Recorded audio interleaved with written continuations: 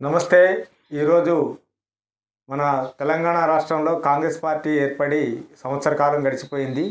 ఈ సంవత్సర కాలంలో వారు చేసిన అభివృద్ధి కార్యక్రమాలు, మరి ప్రజల్లో వారి వెళ్ళే విధానం గురించి కాంగ్రెస్ పార్టీ యొక్క అవగాహన ఎలా ఉందని తెలుసుకోవడం కోసం ఈరోజు మన ముందు పెనుమలి మండలానికి చెందిన కాంగ్రెస్ పార్టీ సీనియర్ నాయకులు అన్నపరెడ్డి శ్రీనివాస్ గారు మన ముందున్నారు.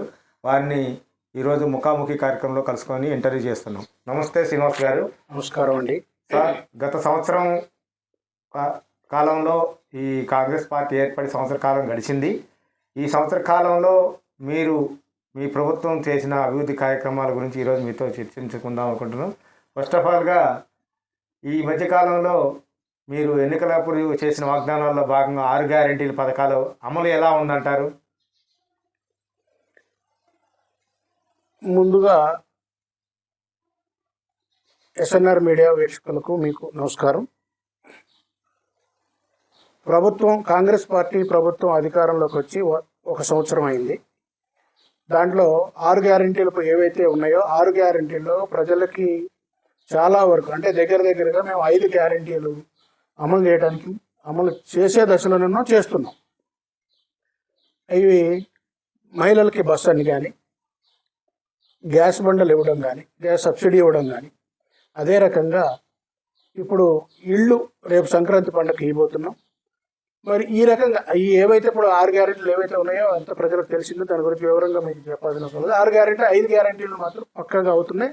ఇంకోటి ఏంటంటే మహిళలకు వచ్చేటప్పుడు 2,500 రూపాయలు ఏదైతే ఉందో అవి కూడా ఈ అతి త్వరలోనే ఇవ్వడానికి సీనియర్ మంత్రివర్గ సహచరులు ప్లస్ గౌరవ ముఖ్యమంత్రి రేవంత్ రెడ్డి గారు, అదే రకంగా డిప్యూటీ సీఎం బట్టి విక్రమార్క గారు అందరూ కూడా దీనిపైన కసరత్తు చేయటం మొదలవుతుంది. కసరత్తు చేస్తున్నారు. ఎందుకంటే ఆర్థిక క్రమశిక్షణ పాటిస్తూ గత ప్రభుత్వం చేసినటువంటి అప్పులను తీర్చుతూ వడ్డీలు కట్టుకుంటూ ప్రజలకు కూడా అభివృద్ధిని ఏ రకంగా ప్రజలకి చేరువ చేయాలనే దాని మీద కూడా దీన్ని వివరంగా వాళ్ళు చాలా చక్కగా ప్లాన్ చేసుకుంటూ వస్తున్నారు. కాబట్టి కాంగ్రెస్ పార్టీ గెలిచి 1 ఇయర్లోనే చాలా అభివృద్ధి పనులు చేసింది. 6 గ్యారెంటీలే కాకుండా ఇంకా ఉద్యోగస్తులకు కూడా దగ్గర 56,000 మంది ఉద్యోగాలు, ఇవాళకి 56,000 మందికి ఉద్యోగాలు కూడా ఇవ్వడం జరిగింది. నిరుద్యోగులకి అసలు ఈ తెలంగాణ రావటం నిధులు నీళ్లు నియామకాలు అనే దాని మీద వచ్చింది.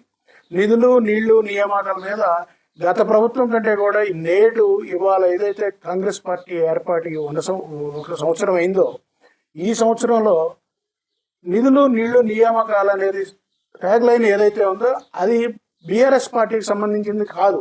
వాళ్ళు చెప్పినప్పటికి కూడా అది మాకే సొంతం అవుతుందని వాళ్ళ ప్రజలు నిత్యం అనుకుంటున్నారు. ఆ దశలోనే మా గౌరవ ముఖ్యమంత్రి రేవంత్ రెడ్డి గారు సహచర ఎమ్మెల్యేలు, మంత్రులు, మరి ఎమ్మెల్సీలు, ఎంపీలు వీళ్ళందరూ సహాయ సహకారాలు తీసుకొని పార్టీని చక్కగా నడిపిస్తూ అభివృద్ధి కార్యక్రమాల వైపు ఈ రాష్ట్రాన్ని తీసుకెళ్ళడానికి, ప్రపంచంతో పోటీ పడటానికి చక్కటి ప్రణాళికలు రూపొందించారు. ఇప్పుడు మీ కాంగ్రెస్ పార్టీ కోసం 10 ఏళ్ళు అధికారం లేకపోయేసరికి రావటం కోసం అసలు కాంగ్రెస్ పార్టీ కార్యకర్తలు చాలామంది కష్టపడ్డారు. మరి వారికి ఈరోజు మీ పార్టీ అధికారంలోకి వచ్చాక సముచిత స్థానం లభించిందా? పదవుల్లో కానీ వారిని గౌరవిస్తున్నారని మీరు భావిస్తున్నారా? చాలా మంచి ప్రశ్న అడిగారు.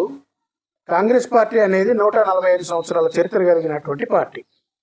ఎవరున్నా లేకపోయినా కాంగ్రెస్ పార్టీని అంటిపెట్టుకొని పనిచేసినటువంటి కార్యకర్తలు ఎవరైతే ఉన్నారో వాళ్ళు మానసికంగా కొంత ఇప్పుడు ఇబ్బందికి గురవుతున్నారు. కారణం ఏంటంటే గత 10 సంవత్సరాలు బీఆర్ఎస్ పార్టీ అధికారంలో ఉన్నప్పుడు ఎవరైతే కాంగ్రెస్ పార్టీని నమ్ముకొని సీనియర్ నాయకులు కానీ, కార్యకర్తలు కానీ, గ్రామ స్థాయి వాళ్ళు కానీ ఎవరైనా సరే మండల స్థాయి, గ్రామ స్థాయి, నియోజకవర్గ స్థాయి, జిల్లా స్థాయి, రాష్ట్ర స్థాయిలో ఉన్నటువంటి నాయకులందరూ కూడా వాస్తవానికి ఇవాళ కొంత ఇంకా పార్టీలో కొన్ని పదవులు, నామినేటెడ్ పదవుల విషయంలో కానీ లేకపోతే పార్టీ గుర్తించినటువంటి విషయాలు కూడా కొంతమంది ఉన్నమాట వాస్తవం. మీ దృష్టికి వచ్చింది నిజమే.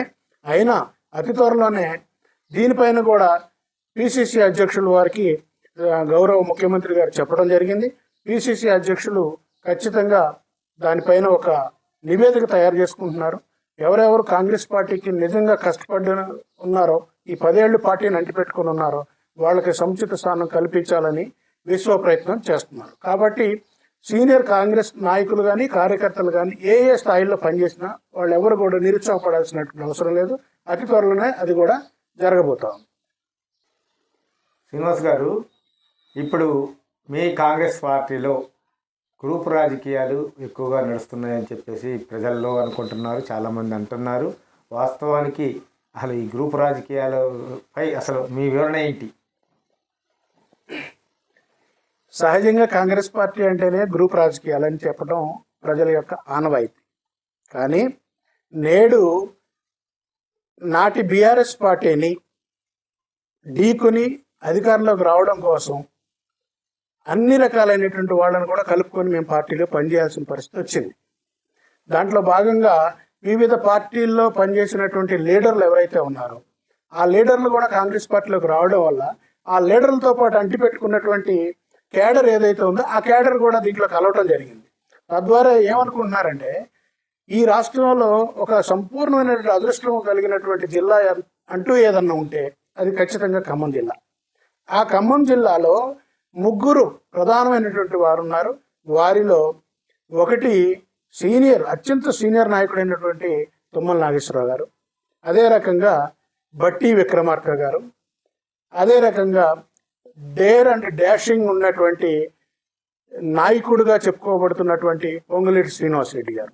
వీళ్ళు 3 ఒకే జిల్లాకు సంబంధించిన నాయకులు అయి ఉండటం వల్ల, 3కి సంబంధించిన వ్యక్తులు దీంట్లో ఉండటం వల్ల, దీనికంటే ముందు సీనియర్ కాంగ్రెస్లో పనిచేస్తూ కాంగ్రెస్ పార్టీ కోసం అంకితమై పనిచేసినటువంటి కార్యకర్తలు అందరూ ఉండటం వల్ల ఒకళ్ళకి ఒకళ్ళు కలిసి పనిచేసుకోవడంలో మీకు ఎక్కడైనా భేదాభిప్రాయాలు ఉన్నట్టు కనిపించవచ్చేమో, కానీ మాకైతే వర్గాలు లేవు. మేమంతా ఒకే ఒక పార్టీ, కాంగ్రెస్ పార్టీ. అతి త్వరలో సీనియర్లందరికీ కూడా న్యాయం జరుగుతుంది. సార్, ఇప్పుడు మన సత్తుపల్లి ఎమ్మెల్యే రాగమయ్య గారు ఉన్నారు. వారి పనితీరు ఎలా ఉందంటారు? ఇది చాలా ముఖ్యమైన ప్రశ్న. ఇది ఈ నియోజకవర్గానికి సంబంధించి గౌరవ డాక్టర్ రాగమయ్య గారు ఎవరైతే ఉన్నారో మన ఎమ్మెల్యే గారు ఎవరైతే ఉన్నారో వారు నిత్యం భారత రాజ్యాంగంలో ఏదైతే విద్య వైద్యం ఏదైతే ఉందో దానిపైన బాగా స్పందిస్తున్నారు. అంతేకాకుండా రైతువారి సమస్యల మీద కూడా స్పందిస్తున్నారు. ప్రతి చిన్న కార్యకర్తకు కూడా అందుబాటులో ఉంటున్నారు. అంతేకాకుండా ఒకవేళ వారు ఏదైనా అసెంబ్లీ పని మీద సెక్రటరియట్ పని మీద హైదరాబాద్లో కనుక ఉంటే రాష్ట్ర నాయకులుగా మాకందరికీ సుపరిచితం, మా అందరితో స్నేహపూర్వకంగా ఉంటున్నటువంటి డాక్టర్ మట్టా దయానంద్ గారు కూడా మా అందరికి ఉండి అవన్నీ ఈ నియోజకవర్గంలో చక్కబెడుతున్నారు. కాబట్టి ఎటువంటి ఇబ్బందులు లేవు. మన నియోజకవర్గానికి 2 ఎమ్మెల్యేలుగా పనిచేస్తున్నారు.